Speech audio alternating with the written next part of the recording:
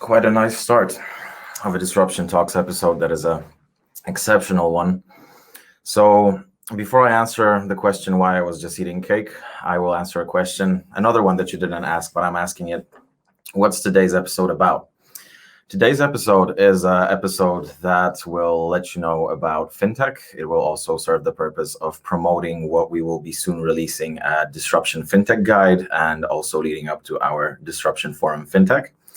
But a personal introduction why this episode is particularly important to me. When I was 19 back in 2015, we had a startup, Thomas Young, actually a past guest of Disruption Talks already. And we were invited to pitch at Level39. I still treasure and cherish the Canary Wharf label tag that I got to enter for the one day. And I remember pitching to venture capitalists, high net worth individuals, scary stuff when I was called out on the stage. But the moment where I pushed myself to sink or swim, I actually swam. But I had no idea that it was Amy. I haven't met Amy. And Amy at the time was actually coordinating those events. So the importance of this event lies in the fact that Amy helped me without knowing me. And now, a couple of years later, she's joining me today to talk about everything fintech and Level39.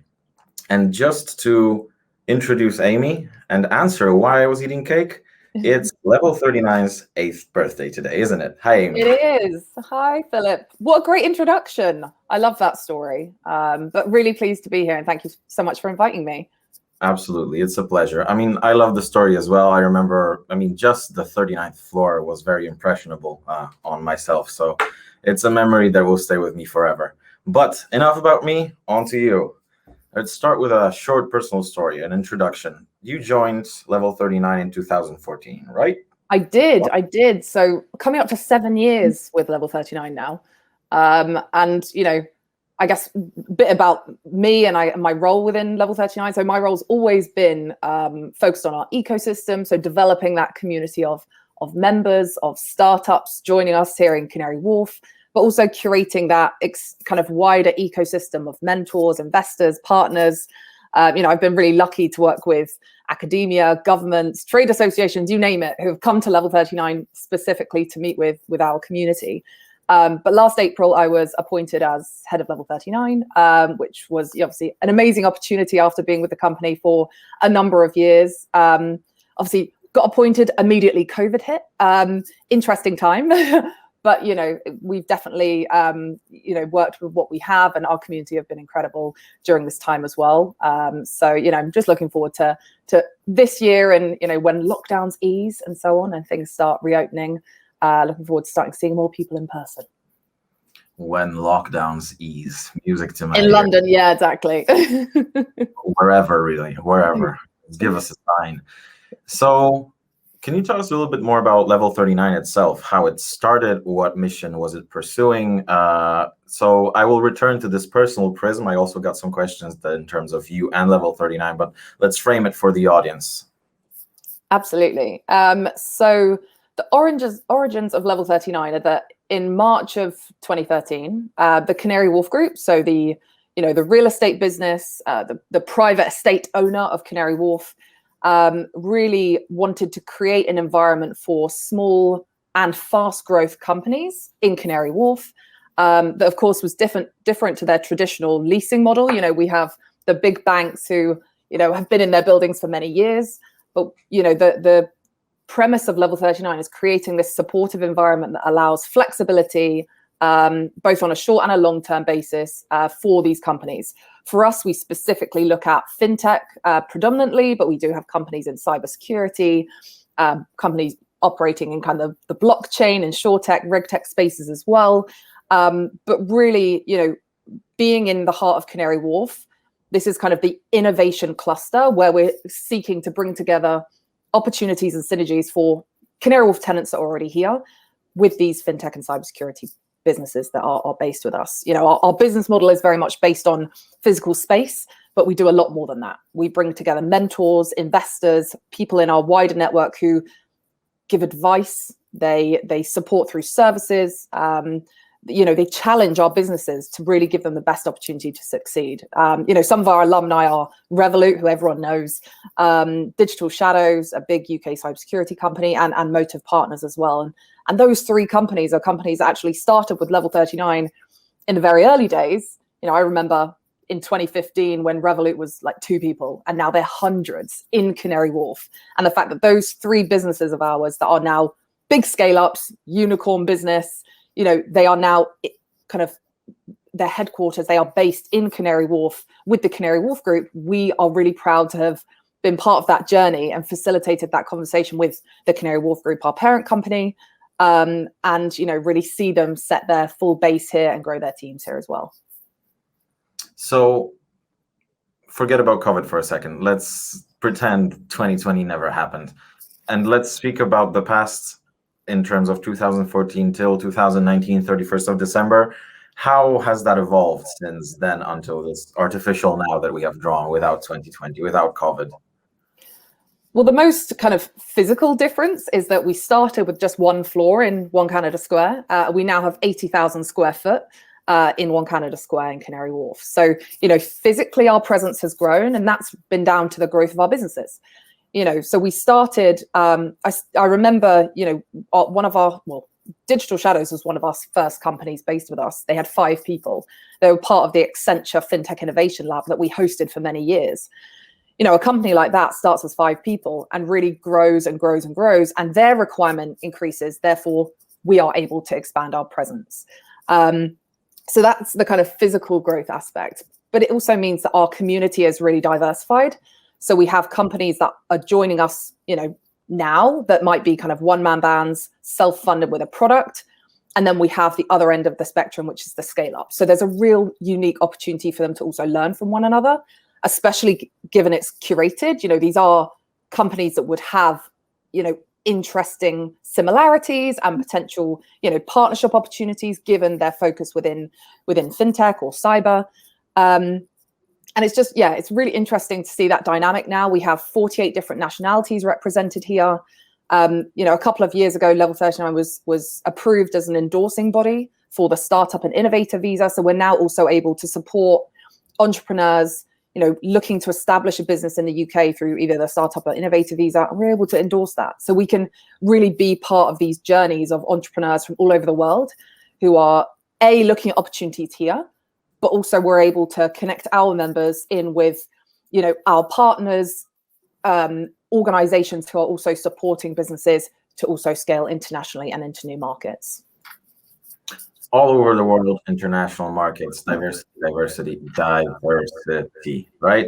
So building diversity, why is it important? How does it empower growth? I guess the key thing to think about initially is that, we operate in the tech sector, and the tech sector certainly does have a challenge of representation of talent from diverse backgrounds. I think we all know that diverse teams outperform homogenous ones. We think about innovation, creativity, agility. All of that is really only possible when a business has diverse talent as well as an inclusive culture. We talk quite frequently, and we've done a number of events and kind of brought in our partners on this topic as well, because it's so important and we need to make sure it remains very central to our conversations. But it's bringing in different thinkers and doers, which does require diversity of thought, ideas, expertise, experience, both in life and in business. I talked about Level 39 having 48 different nationalities represented here. It means we have a melting pot of over 1,000 different people of bringing together their experiences, their backgrounds, and therefore offering learnings with between one another. So, what we try and do, given our focus in the tech sector and understanding that underrepresentation, we're really keen to profile our underrepresented founders. So, just last week, to celebrate International Women's Day, we hosted a panel with one of our partners, so an organization called London and Partners, who also very much support entrepreneurs, both expanding into the UK for the first time and scaling across the UK as well. We hosted a panel to really spotlight different female founders and what their individual journeys are. And it was a really honest panel, a really honest discussion. And they have all faced challenges, but it's really about sharing how they've overcome them, and a really interesting note that they all talked about is how they are naturally, they are role models, even without necessarily asking to be, because they are, living this journey of a female founder in a sector that is, where that is the minority. So it's, we're keen to make sure that we can spotlight those, those people going through those journeys so that we can share it to our wider network and hopefully promote and encourage learnings so that we can create a more inclusive sector.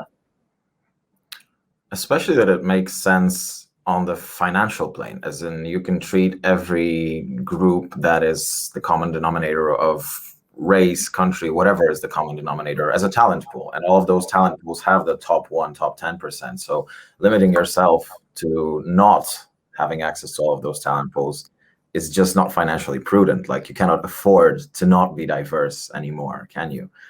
So how do you empower inclusion in teams? And what I'm asking is not in the sort of easy way out when you create such a great space like Level39 where it's inclusive by definition. But let's say we have a team that is introducing their first diverse member, or is introducing half and half, another set of people who will introduce diversity to a previously not so diverse group.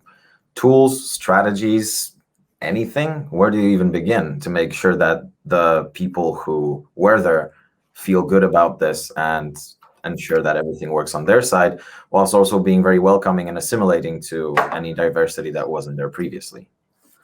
That's a really good question. I can certainly share from what I've learned from people in our network that we have these conversations quite frequently.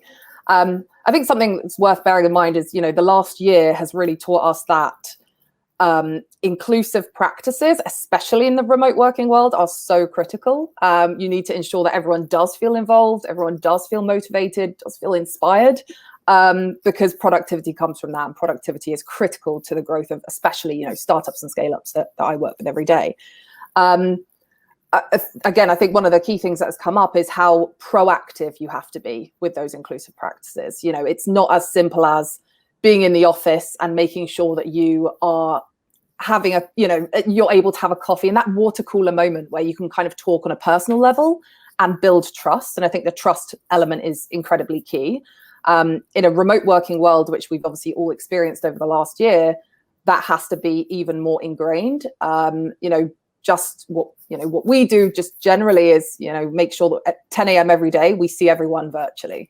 We make sure that we have those catch-ups, that people feel comfortable to raise challenges they might be facing for the day, also share successes. Those are the small things that you realize you could very easily miss in a remote world.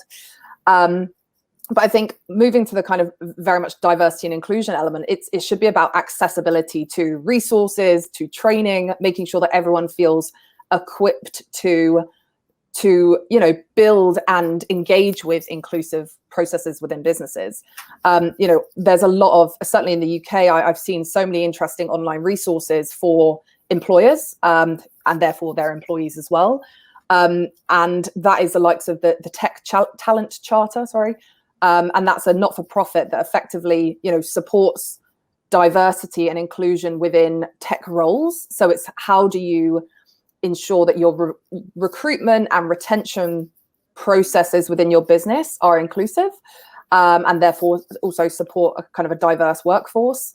They have something really interesting. They've got about 500 signatories who kind of sign up to be part of this charter, where there are certain commitments that they as an employer must commit to. But they've got this playbook of best practice. So it also means that they, with all of their signatories, they share the learnings of every other organization, so that there's a lot of transparency of what are the challenges, and of course every organization is different, but what are some of the challenges and how have some of them overcome them. And I think in terms of ensuring inclusive processes, there needs to be ownership as well. Someone needs to take charge of that. Whether you nominate a steering group who very much look at the business as a whole. Obviously, as a smaller business, perhaps having one key representative or a group of representatives who people can also go to. There needs to be a speak up culture, that people need to be able to also discuss personal experiences and challenges when it comes to diversity and inclusion within the workplace. So I think there's a lot that can be done, but there's a lot of resource for companies to be able to tap into, both online and with organizations that they're working with.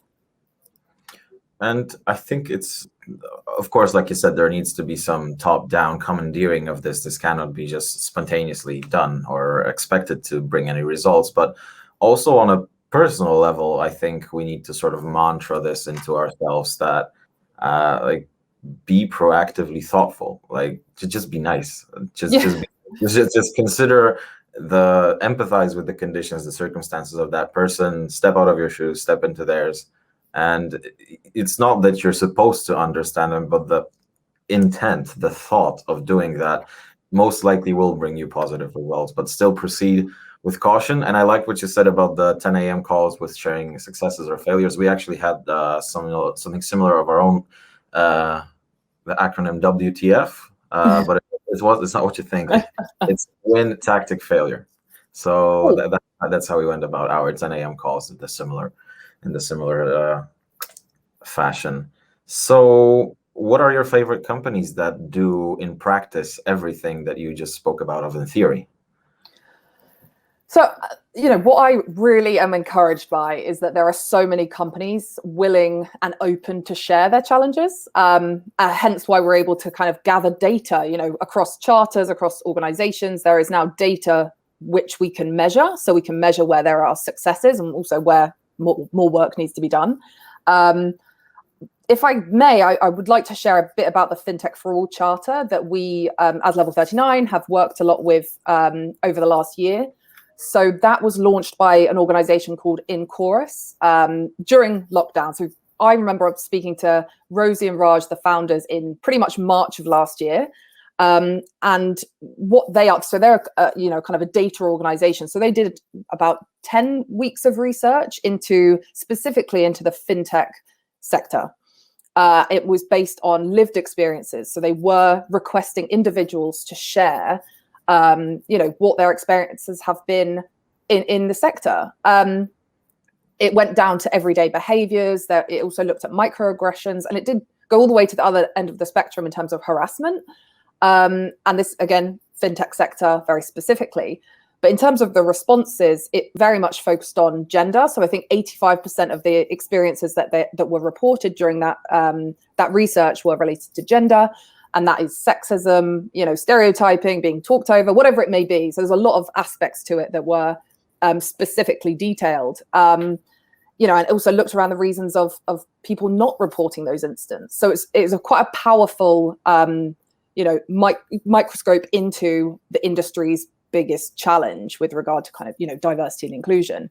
And following that research, they launched the Fintech for All Charter, which, we're on the steering committee of, because of course I wanted to make sure that our community of fintechs are fully aware of it. And actually from that charter, which of course is around showcasing certain commitments that a signatory would commit to, and really with the aim to build a more inclusive fintech culture, there's now over 70 fintech companies that have signed. And again, it's still in its infancy. It's only been going under a year. And, the charter is really there to share best practice, similar to the tech talent charter that I talked about earlier, but this is very specifically fintech. And it's really looking at commitments that all fintechs who sign can really work towards. They're realistic, they're achievable. It's for companies both small and large. And it's really to encourage them and support them in building those inclusive business practices.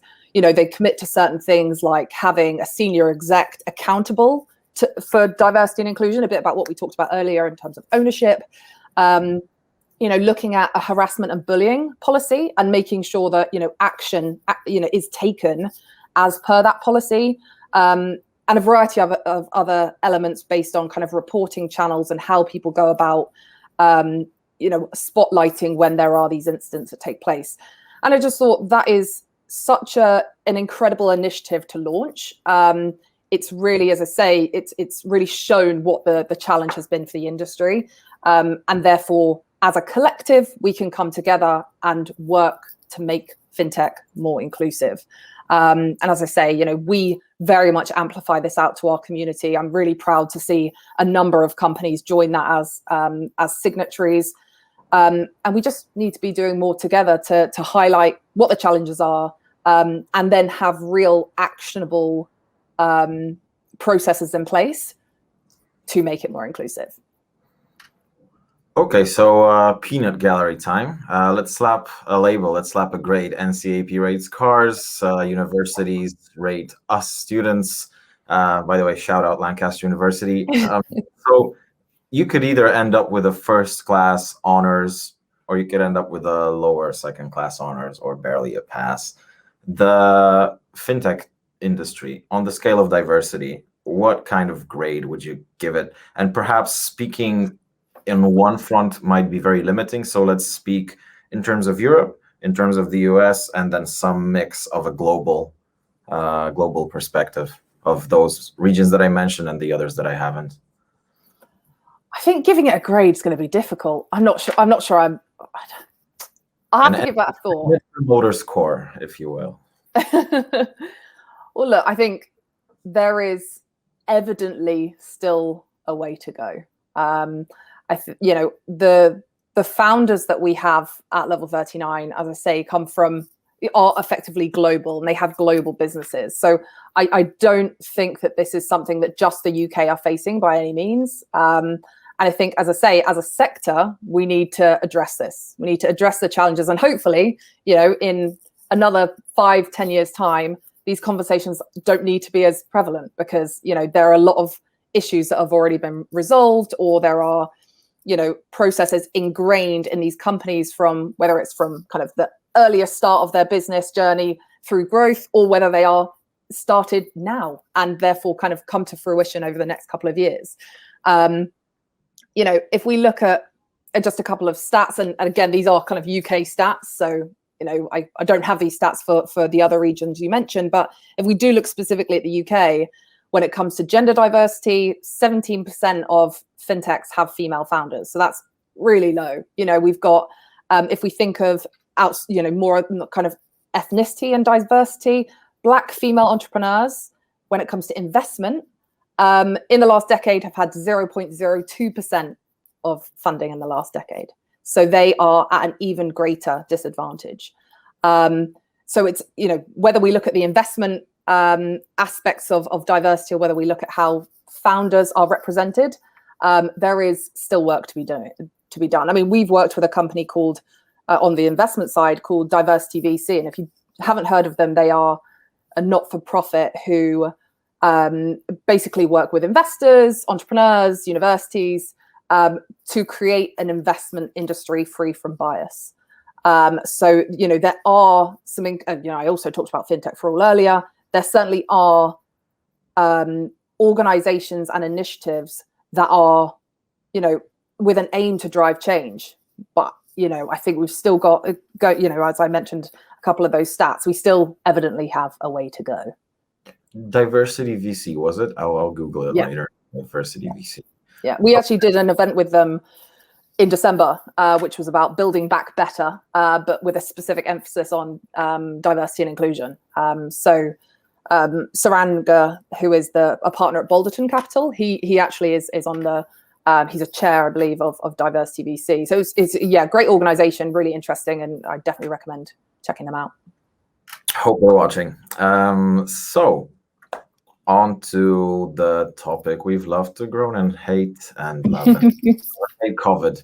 So impact on the area of diversity in the sector that we spoke about, because I know that on one hand, on one side of the scale, we have the situation in which office that was based in Geneva, say, they 1.5 years ago, they would be hiring locally because people would come to the office. Whilst right now it's fair game. The playing field has never been as level as it is right now. So that seems to be in favor of the inclusion.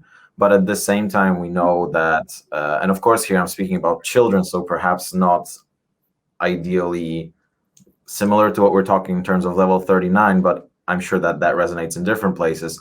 We know that, for example, with remote education, where there is growing illiteracy, because some kids just don't have their own computer, for example, or they're too young to be left alone and expected to sort of self-teach themselves from the screen of a computer. So my question is, to boil it down to a sentence, what's the good, what's the bad, and which one outweighs which?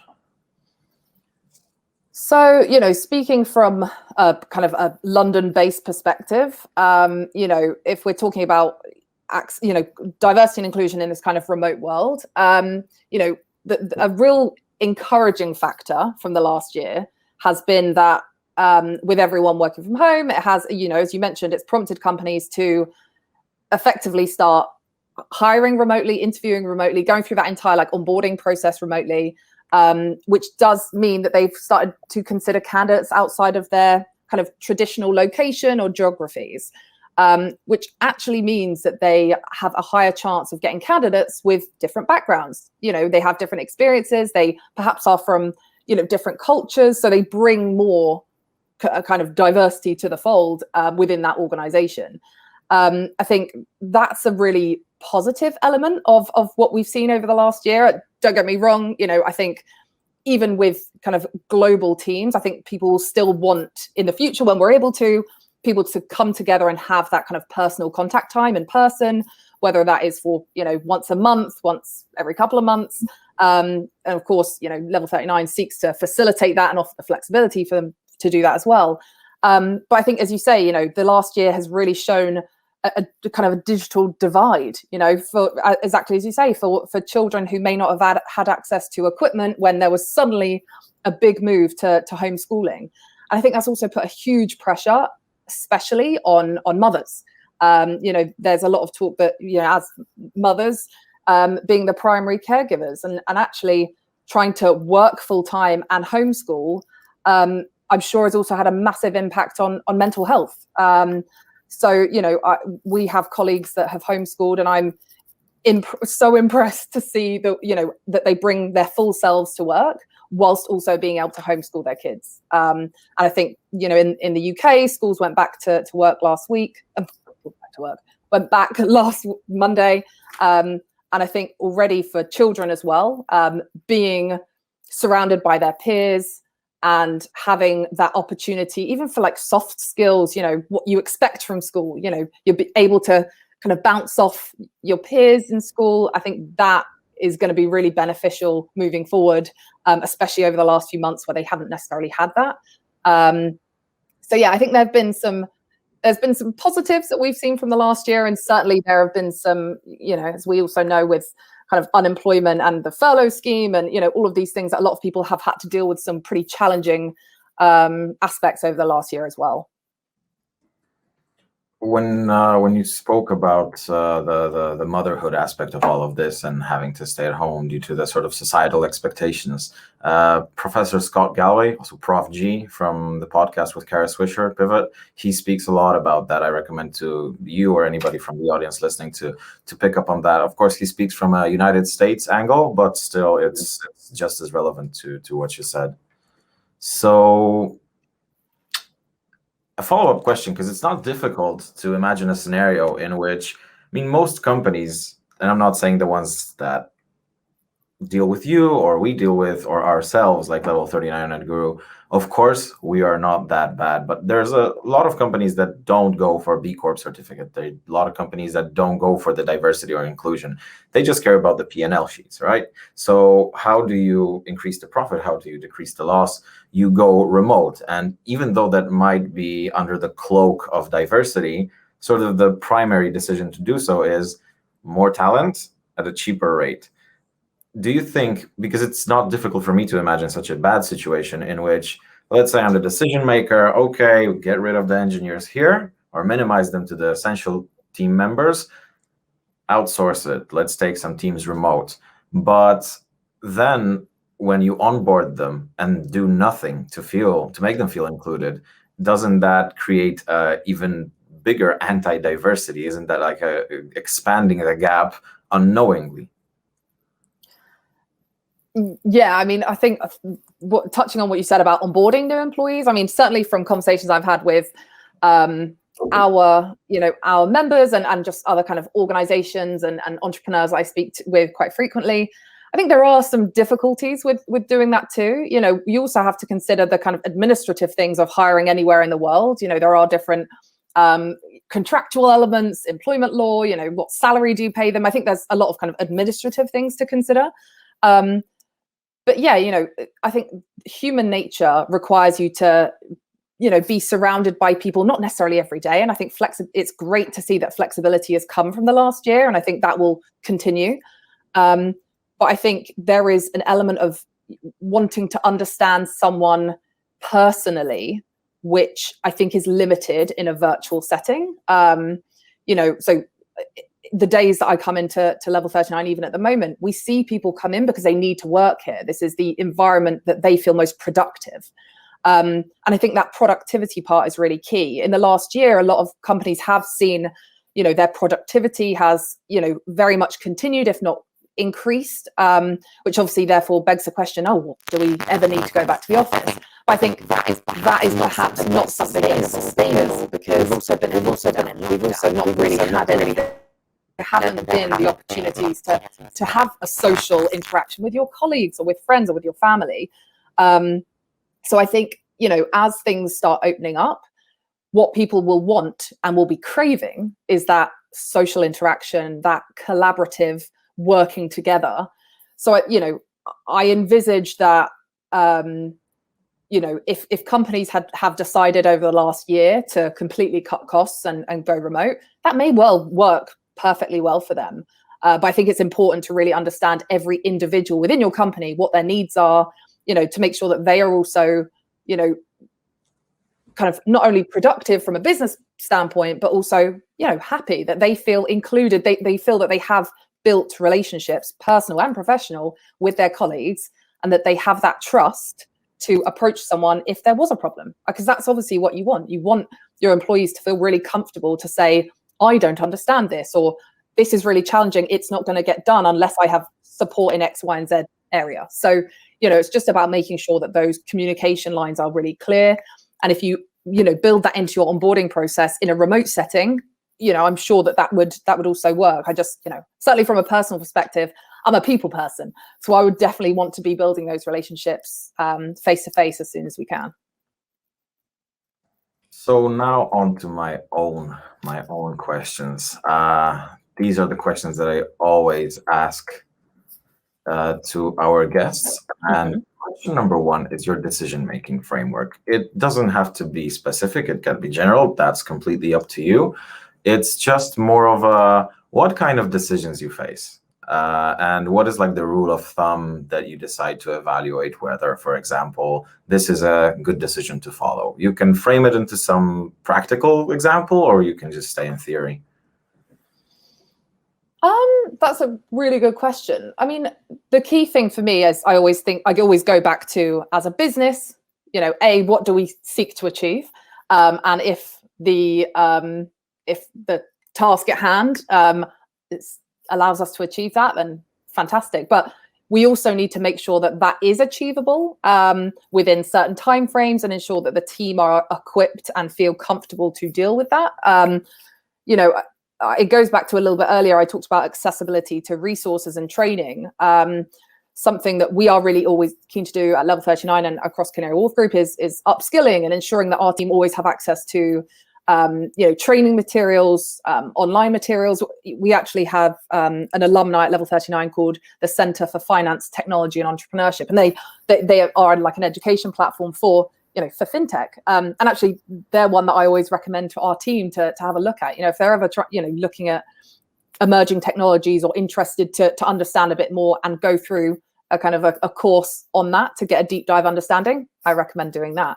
So I guess, yeah, the key decision-making framework being, is it, does this meet the objective of the business, and can our team, you know, sustainably deliver it and continue to do so for the future?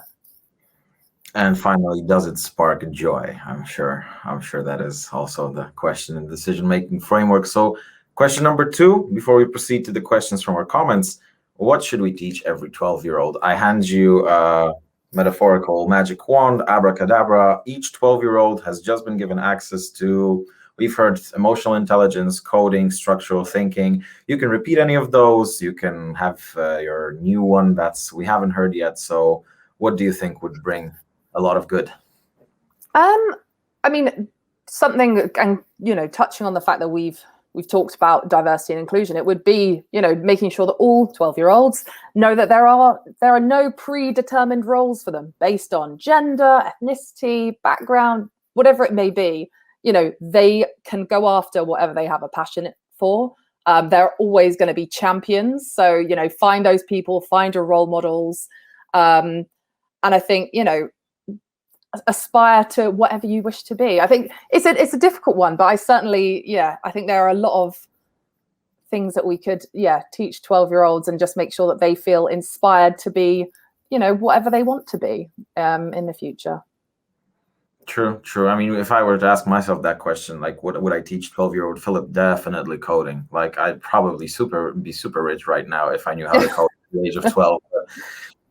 See, that's the thing. I also was trying to think when I was 12, like, what was I even thinking about? And at the time then, coding, was not even, I don't think I'd even thought about that or knew about that. But certainly, putting that in front of a 12-year-old now, I'd probably know about it already. There are so many incredible initiatives in schools like Code Club here in London. I mean, it's quite incredible now to think 12-year-olds versus my 12-year-old self. True. So on to the questions from our audience, and boy, do we have a couple. One is from Kasia. Let's begin with that. Along with Level 39's growth, you grew as well. Started out as an events and marketing manager, and now you're heading the entire operation. Can you share your experience of that transition? Yes, sure. So do you know what? My experience and journey at Level 39, and obviously with the Canary Wharf Group being our parent company, has been incredible. So when I joined back in 2014, it was my first job in London. So I had, albeit I hadn't moved far, I only lived an hour away anyway, but moved to London for Level 39. And I started with that kind of events and marketing role because that was their requirement at the time. But I realized that I joined such a small team. I think we were about 6 people then, maybe even smaller actually. And I ended up doing events and ecosystem activity. So, and I realized pretty quickly that actually ecosystem stuff was not only taking up most of my time, but also was where my passion really lay. So, I wanted to work very closely with the founders that we have here. I wanted to kind of understand what their challenges were and find innovative ways that we could support them. And really, I mean, the reason the kind of journey at Level 39 has been, so supportive, and I've obviously grown so much as a person, both professionally and personally, is because I've always had fantastic managers. So my first manager was a lady called Adiza, and she was so passionate and, really pushed me out of my comfort zone. Like there were things, I had to do presentations and things that I was actually quite nervous doing. And she always pushed me. She then kind of moved on to other things. And again, I kind of progressed in that role. And then Ben Brabin, my latest manager, he was fantastic as well. And it was just that supportive culture within an organization. Obviously I'd been with the company for years anyway, and you naturally know a lot of things almost like the back of your hand, but without the supportive leadership, and of course I worked so closely with our leadership in Canary Wharf Group as well, I really wouldn't be where I am. They believed in me as well, by offering me the role last April. It was kind of believing in me that I could lead the team. So yeah, it's been an incredible journey. It's been really fun. It's I think I say this quite frequently, but no day is the same at Level 39 because you just have no idea who you're going to meet, and everyone you do meet is so inspiring and so ambitious, and I just love every conversation I have. A short break for a question from me: chocolate or strawberry? In terms of the food? Yeah, in terms of cake. Oh, always chocolate. But I gave up chocolate for Lent, which I've been regretting every day since. So I've only got a couple of weeks left, but always chocolate. Okay. All right. So on to the next one. This is Tomasz. 2 years ago, he spoke to Ben Brabin, or Brabin, I hope I am pronouncing that correct, former head of Level 39, and he concluded that even with Brexit, if you want to improve the way in which global finance works, Level 39 and London was the best place in the world to start. Does that still ring true in 2021? In short, I believe so. I speak to entrepreneurs frequently who are still, looking at London as a place to do business. And, even with Brexit, and now obviously we've already gone through that transition and still continue to, but, every entrepreneur I speak to is still really excited to set up their business here, specifically in Canary Wharf being a financial center. It's that proximity to potential institutions who could be their partners, could be their customers, and could build really valuable relationships with. They certainly see that still as a market and a mature market, especially for the fintech sector, that they want to tap into. Tomasz, let us know if that answers your question. One from Pavel. We saw digital payments and e-commerce being major winners of the COVID lockdowns. Understandably, saw what happened with Amazon. What about post-COVID? Who will benefit most in finance on the rebound? B2B, consumer fintech, services for micro companies, or maybe it won't be about fintech at all? That is a good question. From my experience, we have, as I said, we have companies spanning kind of different tech sectors, and I've seen so many incredible successes in the last 3-6 months. So I think it's going to be a bit of a variety. One of our cybersecurity companies called CyberSafe, so they very much look at the human aspect of cybersecurity and kind of like educational training and behaviors. They just raised their Series A, and they are scaling, and they are, catching up with them is really quite encouraging, because yes, of course, at the moment they're not in the office, but looking at their future plans is really exciting. And I think for them as well, in a post-COVID world, things will, hopefully bring more certainty, but will certainly bring some exciting prospects. So, I think certainly from a Level 39 perspective, I think it will be a bit of a mix. Pavel, that satisfies my need for the answer, hopefully yours as well. Tomasz, again, with a really cool question. Can you give a shout out to female founders working in fintech? Who would you name? Who would you say hi to given this occasion? Oh, there are so many. Well, the ones I spoke to most recently, so Amber Gadar, who is the founder of Alliance Block, so a kind of a blockchain business in the capital market space. She actually spoke on our London and Partners FinTech panel last week. And the reason I will give a shout out to her is because she's also now launched an initiative to support and increase funding to female founders as well. So not only has she got her day job as Alliance Block founder, she's also now working on this fund as well, which is really exciting, and hopefully will bring a lot of value to other female founders in the industry. And the next one is on a thing that I'm guilty myself of, traveling to Switzerland. What's your take on business meetings and travel? I guess removing physicality takes a special toll on Level 39, given that it was, to begin with, a physical location that gathered people. Yeah, absolutely. We had to certainly rethink a few things when we first went into lockdown last year, but something we've really seen, and this is through response from our not only our members but our wider network as well, but the community and ecosystem that we've developed really is the value, and a lot of people want to connect with one another in person. So albeit whilst right now there's of course social distancing, we have all the COVID secure and COVID safe rules across Level 39 and Canary Wharf. We're very much looking forward to being able to host events, roundtables, lunches, just all of the social things, our members meetups. I know all of our members are missing. We're certainly looking forward to doing those in person. But in the meantime, obviously, what we've done is moved everything virtually. So we've launched our own podcast series. We run community stories to spotlight our founders. So very much, a platform by which, even though you aren't in Level 39, you can still, hear people talking about challenges that entrepreneurs are facing, hear from thought leaders, connect with industry experts through our virtual mentoring and virtual investor sessions. And we've done a number of virtual events using platforms like Remo, which, albeit nothing replaces that real face-to-face interaction, but Remo's been a fantastic platform for us when we do our events, because it allows us not only to, of course, host panel discussions and presentations, but it allows you to, following those presentations, break off into groups, and effectively you have small table conversations that are, you know, just small Zoom conversations with 3 or 4 other people. So, you know, it's quite interesting to see how things have developed and the take up of those technologies. But as soon as we're able to, I'm very much looking forward to starting seeing people in person again. Right there with you when it comes to people in person.